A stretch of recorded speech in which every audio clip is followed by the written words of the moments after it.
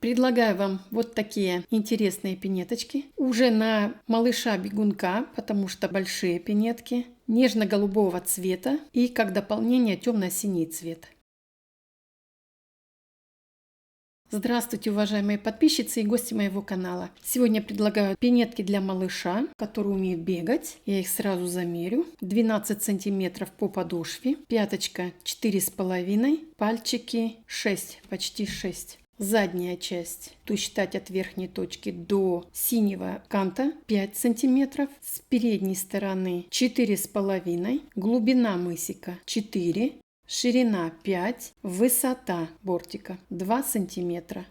Вот такие ботиночки я вам сегодня предлагаю. Если у вас есть желание, можете оставаться вместе со мной и вязать вместе со мной, а я начинаю. Буду я вязать пряжей голубого цвета. Сложила ее в 2 нити, так как она тонковатая. В 50 граммах 205 метров. Для окантовки взяла нитку синего цвета. Понадобится совсем немного. Это на нижний кант, на шнурок и на верхнюю часть окантовки. Крючком буду вязать 2,5 от Inox. Крючком меньшего размера буду подбирать тонкие петли, убирать хвостики, прятать хвостики и так далее по надобности. 2 маркера для того, чтобы разметить центральную часть пинетки. На каждую сторону, на каждый ботиночек мне понадобится 4 цветных люверса. Люверсы металлические, цветные, темно-синего цвета, под цвет как раз. На 5 мм. Под люверсы мне понадобятся щипцы специального размера. Вот именно под размер 5 мм. Это у меня универсальные щипцы, поэтому они подходят практически под все размеры, если совпадает вот эта внутренняя часть. Ножницы и фетровая стелька. Фетровая стелька будет располагаться между 2 стелечками, внутренней и внешней. Подошва у меня уже связана. Состоит она из 17 воздушных петель. По окончанию работы 72 петли. Чтобы подошва была более-менее толстая, я сделала их 2 и плюс прослоечка внутренняя будет располагаться. Это вот таким образом, как слоеный пирог. Вязание такой подошвы вы можете посмотреть на моем канале. У меня их несколько видео. Самое последнее видео называется «Эксперимент» на основе вязания подошвы из 17 воздушных петель. Так как у меня 2 подошвы одинаковые, роли не играет, с какой подошвы я начну вязать, поэтому я одну убираю в сторону, а с другой начинаю вязать. Первый ряд у меня будет нулевой ряд. Сначала намечаю середину, с пятки я начинаю вязать, разворачиваю на другую сторону, изнаночной стороной, вот видите хвостики, вкалываю крючок в рядом стоящую петлю, вот таким образом, чтобы образовался уголок. Провязываю 2 петли вместе, поперечные, закрепляющая, воздушная петля. И та вторая петля, которая была второй, станет первой, а рядом стоящая вторая петля. Вторая петля станет первой, рядом стоящая будет второй. И так далее. Вот посмотрите, получается бортик. Этот бортик как раз дает возможность 90 градусов, очень хорошо смотрится, и открытые петли. Вот с этой стороны открытые петли, которые я буду впоследствии задействовать для того, чтобы привязать вторую подошву. И вот эти открытые петли, которыми я буду вязать бортик. И я провяжу до конца этот ряд и покажу вам следующий этап работы. Ну вот, бортик готов. Остается последняя петля соединительная, закрепляющая. И я начинаю вывязывать теперь основной бортик. Вот посмотрите, это мини-бортик или нулевой бортик. Основные ряды будут провязываться столбиками без накида. И в общем количестве их будет 5 рядов. Первые 4 ряда будут вязаться без изменения. Столбиками без накида, без убавлений и без прибавлений. Вот так. Я провяжу самостоятельно и покажу вам 5-й ряд. Вот 4 ряда высоту связала и начала 5-й заключительный ряд моего бортика. Я маркерами отметила центральные 20 петель. Петли под маркерами участия в работе не играют. Осталось мне довязать тут немножечко. Маркер снимаю. Петлю под маркером провязываю столбиком без накида и со следующей петли начинаю убавлять. За переднюю часть, за переднюю долю петли первый раз и второй раз вторая петля. Вот таким образом. Провязываю вместе столбик без накида. Интервалы между убавлениями петель будут 4 петли. 1, 2, 3 и 4. Следующее убавление. Точно таким же способом.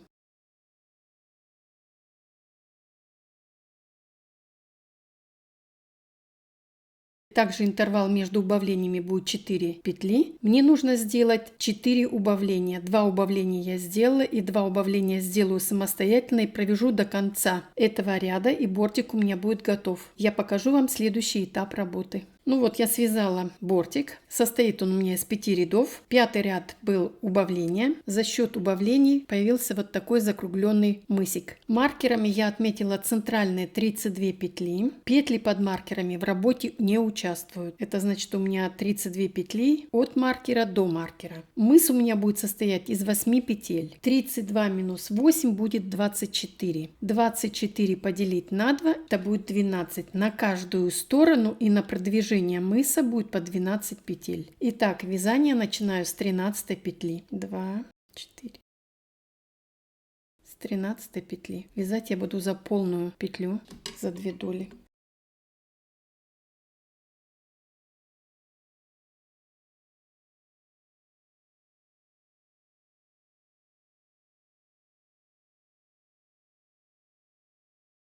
Вторая, 7 и 8.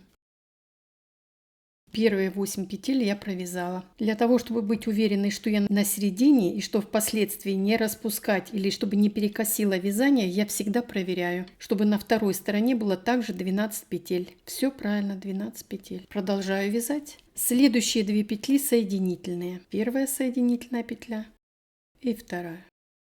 Разворачиваю вязание без петли подъема. Нитью перекрываю первую петлю и начинаю вязать со второй петли. 1,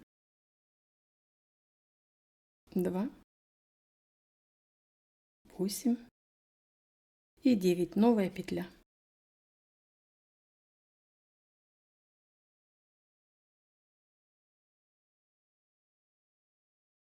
С другой стороны крючок ввожу таким образом, чтобы гриф был от меня. Вкалываю крючок, подбираю нить, забираю ее, первая соединительная петля и точно так же вторая соединительная петля.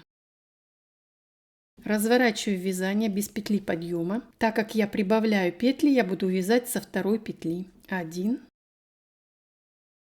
2, 9 и 10. Прибавилась еще одна петля. Я планирую мыс сделать 12 петель. Это значит, мне нужно прибавить еще 2 петли. Я сделаю это самостоятельно и покажу вам следующий этап работы. Я набрала нужное количество петель. У меня составляет 12 петель. Больше я прибавлять не буду. Теперь мне нужно довязать до маркера в длину. Также делаю первую соединительную петлю и вторую соединительную петлю. Разворачиваю вязание, нитью перекрываю первую петлю, вторую петлю пропускаю, начинаю вязать с третьей петли. 1, 2, 11 и последняя 12. Я не прибавила ни одной петли. С этой стороны точно так же. Первая соединительная петля и вторая соединительная петля. Разворачивая вязание. Первая, вот первая, вторая и третья. 1, 2, 11 и 12. Так мне нужно провязать до предпоследних 4 петель. 1, 2, 3, 4 и с другой стороны точно так же. Я провяжу эти ряды самостоятельно до предпоследних 4 петель и покажу вам следующий этап работы. Итак, я провязала до конца и у меня остались предпоследние 4 петли. Вот эти 4 петли я буду провязывать немножко по-другому. Я буду брать не за полную петлю, а за середину, за заднюю часть петли. Первая соединительная петля. Точно так же из середины петли вторая соединительная петля. Чтобы вот эти передние части, передние долечки у меня остались. И по-прежнему, не прибавляя, начинаю связать с третьей петли. Точно так же с этой стороны. Первая соединительная петля и вторая соединительная петля. Разворачиваю вязание и также с третьей петли, так как мы не прибавляем. Мы уже количество петель набраны и вяжем только в длину.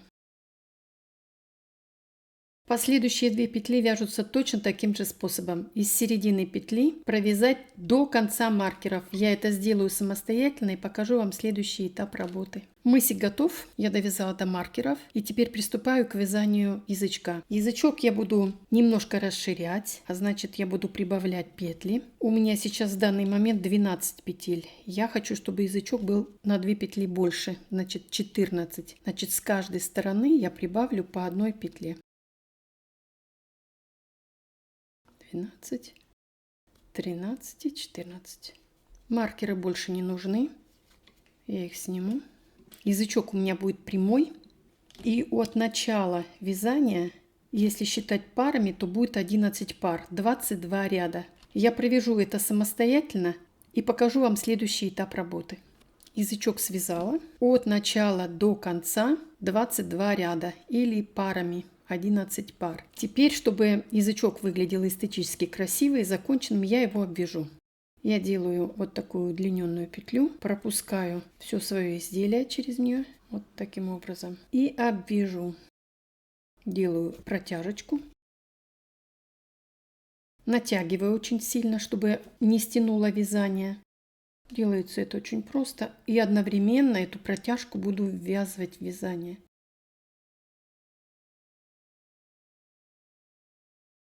Выхожу на вершину и для того, чтобы перейти на другую плоскость, из этой же петли вывяжу еще один раз. Если вам покажется недостаточно 2 раз из одной петли, можно сделать третью петлю. Вот так. Я довяжу это до конца и покажу вам следующий этап работы. Посмотрите, обвязанный язычок и уже совсем по-другому смотрится красиво. Теперь мне нужно украсить его темно-синей ниткой. Буду это делать с изнаночной стороны соединительными петлями. Вот у меня остался клубок маленький. Мне этого достаточно.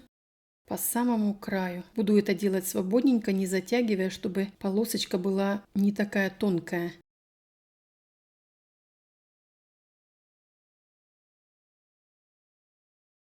Снутри и внешняя часть. Я это сделаю самостоятельно и покажу вам следующий этап работы. Приступаю к задней части пинетки. Первый ряд у меня будет укороченный ряд, для того, чтобы немножко поднять пяточку. Начну я его с 6 петли. Буду считать вот от этой стороны. 1, 2, 3, 4, 5, 6. Вот отсюда. Вот с этой петли я начну вязать. Чтобы язычок мне не мешал, я его загну вовнутрь. Первая петля. Просто закрепляю и со следующей петли начну вязать. Петли сзади я не считаю. Я буду ориентироваться по следующему краю, чтобы у меня осталось последние 5 петель. Хвостик одновременно ввязываю в вязание, подтягиваю, а остатки обрежу. Перехожу на следующую сторону и буду ориентироваться, чтобы у меня осталось последние 5 петель. Вот у меня остались последние 6 петель. 2, 4, 6. Мне нужно, чтобы осталось 5. Вот эта последняя петля у меня будет провязана соединительной петлей. Вытягиваю нить, обрезаю ее и крючком меньшего размера просто прихвачу, чтобы этот хвостик мне потом ввязать в вязание. Вот так у меня получается. Теперь я начинаю вязать полностью от начала и до конца заднюю часть. Так как мы оставляли 4 полупетли, я сейчас в работу запущу 3. Это значит вот первая петля, вторая, третья, четвертая. Первую петлю я оставлю и начну вязать со второй. Вот с этой полупетли. Закрепляющая. Из этой же петли вывязываю полноценную петлю. Вторая петля. Вот это как раз тот вариант, когда петли очень сложно поддеть крючком, которым я вяжу в данный момент. Вот тут можно взять крючок меньшего размера, если вам он необходим. 3 петли подобрала и теперь перехожу на открытые петли. Провязываю 5 петель до укороченного ряда. Вот дошла я. Вот эта первая петля, так как она неполноценная, ее очень сложно подхватить. Я ее заберу из нижнего ряда, вот из того, которого я вяжу. И вот со следующего ряда я перехожу на укороченный ряд, поднимаюсь в горку. Посмотрите, что получается. Вот на данный момент вот этот подъем виден, но в процессе вязания, когда уже будет полностью связана задняя часть, вот этот укороченный ряд сильно не будет виден, но тем не менее пяточка будет поднята, увеличена. Если хорошо присмотреться, то этот ряд вот он. Вот он. Итак, я довяжу до конца этого ряда, последнюю петлю оставлю, а предпоследнюю петлю провяжу. Так как я делала последнюю соединительную петлю, значит, соответственно, будет по такому же принципу, как с этой стороны. Из нижнего ряда спущусь, возьму петлю и провяжу до предпоследней петли. Мы повстречаемся тогда, когда этот ряд будет готов. Первый ряд связан до конца, ну не считая последнюю петлю, петля подъема, разворачиваю вязание и буду вязать со второй петли. Этим самым я буду убавлять петли на боковинках. Так мне нужно довязать до конца. С этой стороны пропустить предпоследнюю петлю и последнюю петлю провязать. И тем самым я с этой стороны точно так же убавлю петлю, как и с этой стороны. Итак, мы повстречаемся тогда, когда второй ряд, последний, заключительный, будет готов. Второй ряд связан, изнаночный ряд. Теперь я приступаю к вывязыванию трапеции. Это значит, высота у меня вот уже достигнута. Вывяжу трапецию и потом закончу также рядами обвязки, поэтому высота у меня будет достаточно для того, чтобы пяточка, ну и задняя часть ножки не выскакивала с ботиночка. Трапеция состоит из 7 петель. Трапеция у меня не одинаковая, получается не в зеркальном отображении. Она у меня в лицевой части, у меня первая петля будет провязываться как обычно. 1, 2, 6 и 7. Петля подъема. Разворачиваю вязание и с изнаночной стороны я буду убавлять с двух сторон. Первую петлю пропускаю, вяжу со второй петли. 1, 2, 3, 4. Петлю пропускаю и с этой стороны провязываю последнюю петлю. Надо захватить полностью. Петля подъема. Провязываю первую петлю, не пропуская.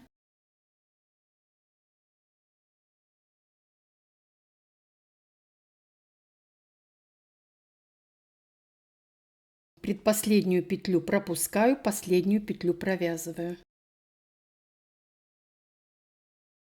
Петля подъема. Петлю пропускаю. Провязываю, петлю пропускаю, провязываю. У меня остается 2 петли. На этом моя трапеция завершена. Вершинка будет состоять из 2 петель. Если посмотреть внимательно, посмотрите, здесь она очень крутая трапеция, а здесь она покатая. Отрезаю нить и закрепляю. Немножко прихватываю. Теперь приступаю к другой стороне. Так как я вязала с лицевой стороны, начинала вязать трапецию с лицевой стороны, я также буду вязать с лицевой стороны. Отступаю 7 петель. 1, 2, 3, 4, 5, 6, 7. Первая закрепляющая петля. Из этой же петли вывязываю вновь петлю.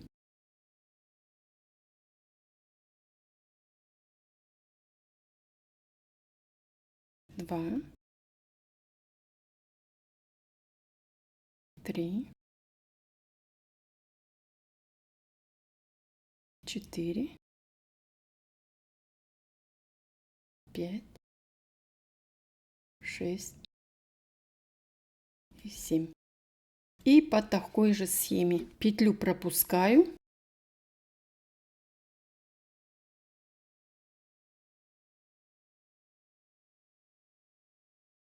Петлю пропускаю.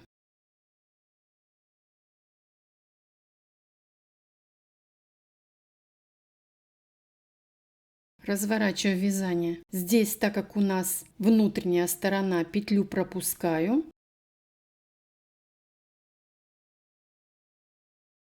А вот с этого края провязываю полностью все петли, не пропуская. Разворачиваю вязание, петлю пропускаю,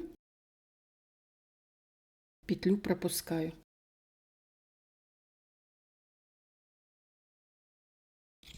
Также осталось на вершине 2 петли. Вот эти хвостики можно потом обрезать. Быстренько проведу парочку стежков для того, чтобы мне потом удобнее было обвязывать вязание. Вот что у меня получается.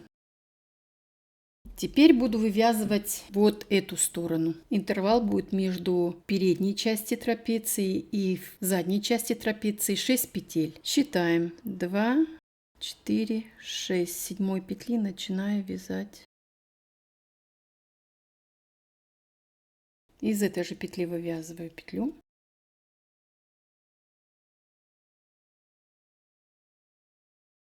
Здесь у меня как раз пятка, середина. Я вытяну петлю, можно это сделать фактически сразу. Соединю вместе и убавлю одну петлю. Вот я как раз на самой середине убавлю одну петлю и пойду дальше.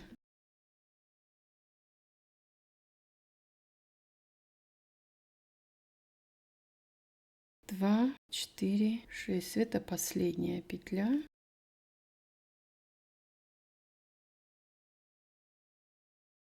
Разворачиваю вязание и буду с каждой стороны убавлять по одной петле. Это значит начинать со второй петли. Первую петлю пропускаю.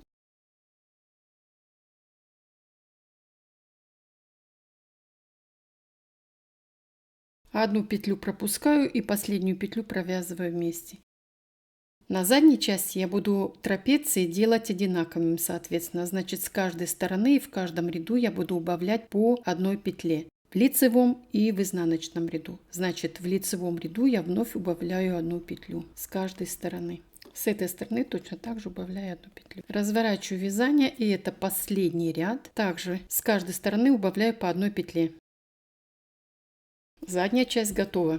Итак, петли могут быть различные. Интервал начинала 7 петель, интервал 6 петель. Здесь у меня должно было в самом начале быть 15 петель, но я на пятке убавила одну петлю. Этим самым я сделала для себя удобно считать, во-первых, и во-вторых, чтобы пяточка была немножко закругленная. В каждом ряду я убавляла с каждой стороны по одной петле, и закончила я вязание с изнаночной стороны, и у меня осталось в процессе 10 петель. Пятка готова.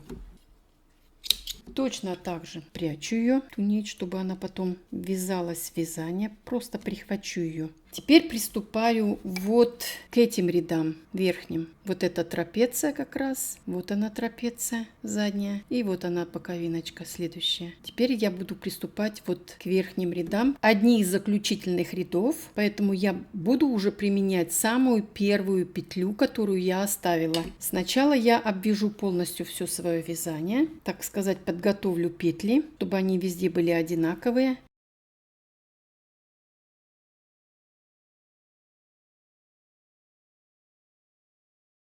Выхожу наверх.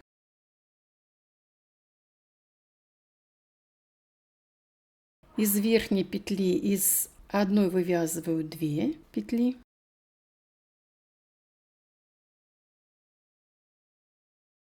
А вот вторая уже петля, она пойдет на спуск. Поэтому здесь уже я провязываю только одну петлю.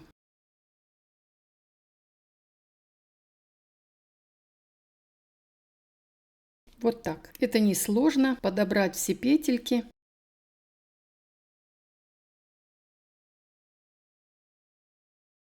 Здесь точно так же, так как у меня хвостик вот этот остался, я его подбираю как раз по направлению, вот как он лежит, чтобы не было утолщения вязания. Потом его можно подтянуть.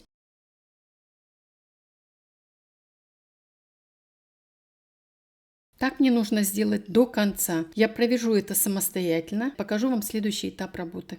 Я обвязала полностью всю заднюю часть пинетки, немножко вытянула петлю, разворачиваю вязание к себе. Вот она, последняя петля, которая у меня осталась. Здесь мы уже ее использовали с этой стороны, а вот тут вот с этой стороны я ее буду использовать с изнаночной стороны. Поддеваю ее, пропускаю через свою петельку и подбираю вместе. Закрепляю. И начинаю формировать уже с этого ряда, с изнаночного ряда петли.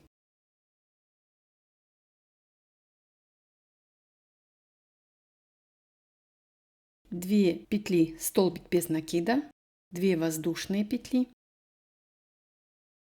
петлю пропускаю, 2 петли столбиками без накида, 2 воздушные петли, петлю пропускаю, и я на вершине.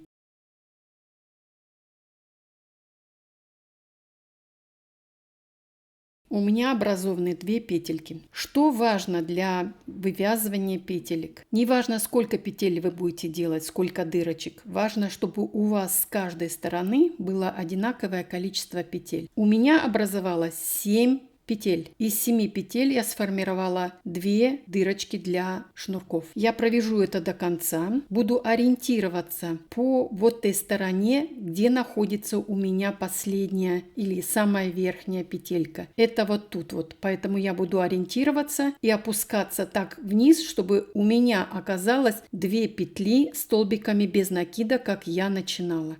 Я провяжу это до конца, до последней петли, и покажу вам следующий этап работы.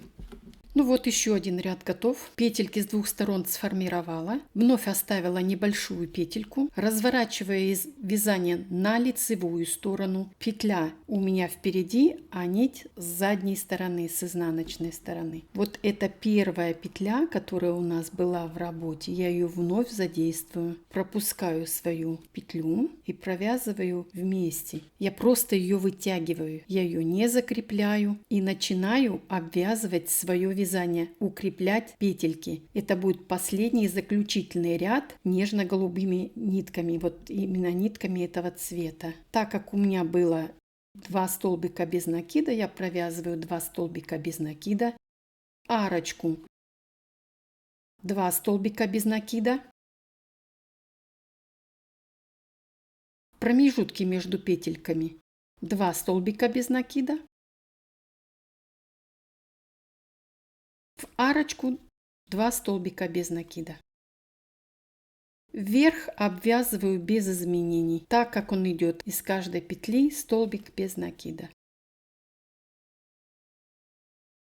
Расправляю, и вот что у меня получается. Это последний заключительный ряд голубыми нитками. Потом я буду переходить к украшению, вот к этой темно-синей нитке. Я провяжу это до конца, закрою этот ряд и покажу вам следующий этап работы. Ну вот, верх пинетки практически готов. Остается сделать подошву, люверсы, шнурок и вот этот синий кант. Только по этому краю. Кант я буду делать по изнаночной стороне. Вот точно по такому же принципу. Здесь на лицевой стороне стежочки, на изнаночной стороне у меня находятся соединительные петли. Это вы уже умеете, я думаю. Поэтому я на этом долго останавливаться не буду. Первая петля тугая. Тогда придется взять крючок поменьше.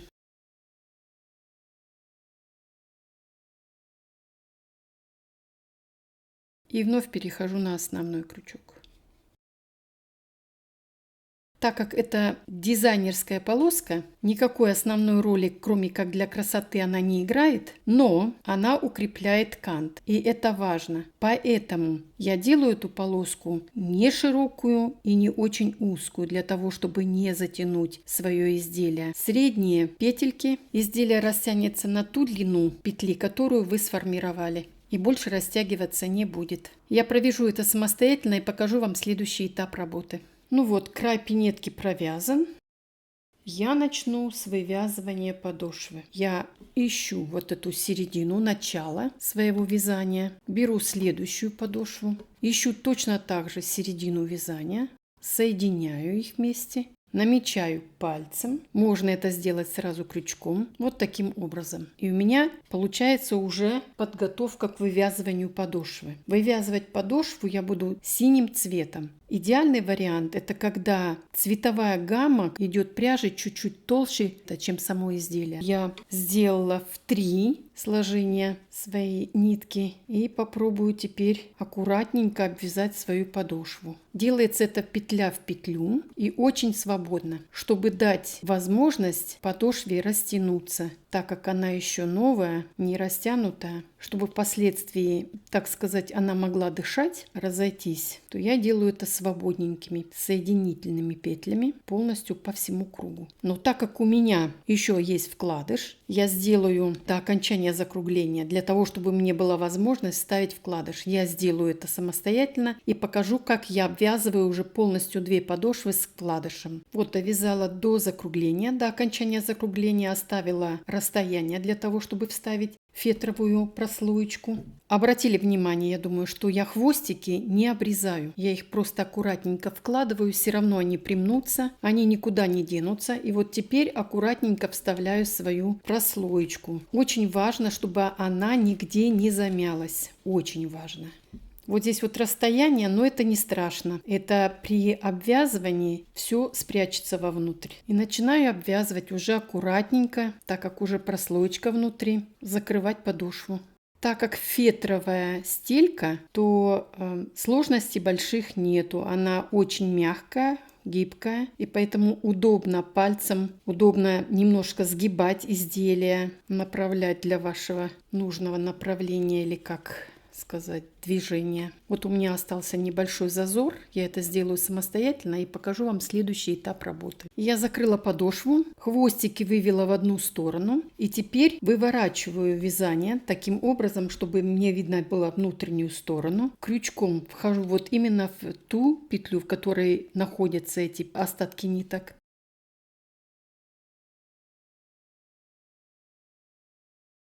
Делаю узелок, сильно не затягиваю, чтобы петли были равномерные. И распределяю по внутренней части подошвы в разные стороны. Отрезаю ненужные нитки и расправляю. Вот что у меня получилось. Внутренняя сторона, внешняя сторона.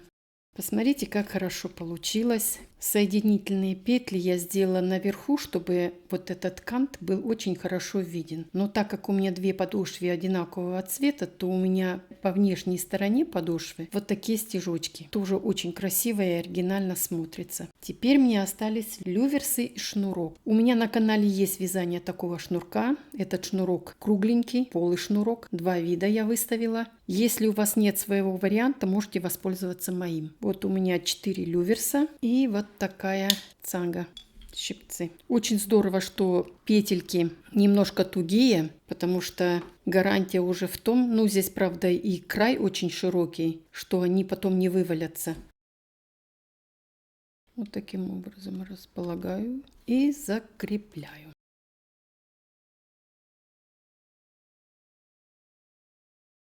Вот он, лювер, закреплен. Так нужно мне сделать еще 3 штуки. Я сделаю этот объем работы и покажу вам готовую пару. Ну вот, пара готова. Вставила шнурок. Вот посмотрите, как они красиво смотрятся. Как они смотрятся по подошве. Задняя часть. Какой рельефный край красивый. Вот такие получились у меня пинетки для малыша. Я желаю вам хорошего настроения. Желаю вам удовольствия в вязании. Радуйте своих близких, своих детей, своих внуков. Получайте от вязания удовольствие. До свидания, до следующей встречи.